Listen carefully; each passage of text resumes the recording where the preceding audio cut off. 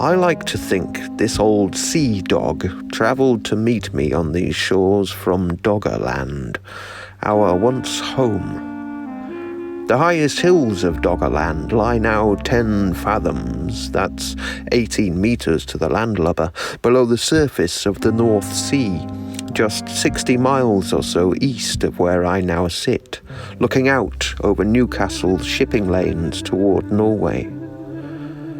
Those last remnants of Doggerland finally sank beneath the waves just some 7,500 years ago, around 5,500 BC. That amazes me. 'Tis but yesterday, really. Confoundingly, when placed alongside certain doomsday prophecies we are continually force-fed today, the North Sea has in fact risen a staggering 120 metres over the past 20,000 years. This is due to the last 2 million year long ice age having just given way to the interglacial period we now enjoy, and the great ice sheet that once stretched halfway down Britain retreating north once again, dumping its water back in the ocean as it went.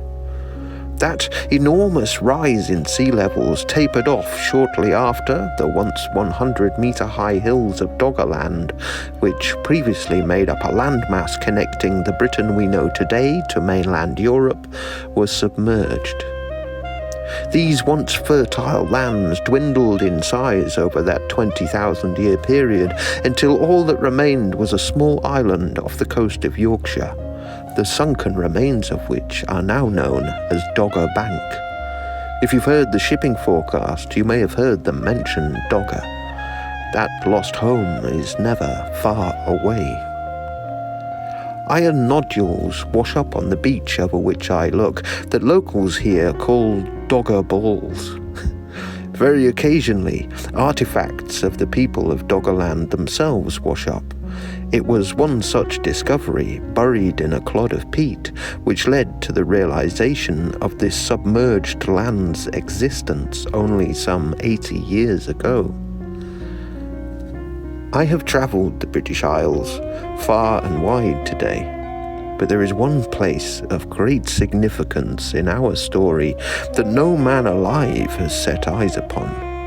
And I want to see that place, for it is thought to have hosted some of the best land in this region for the folk who wandered these territories then.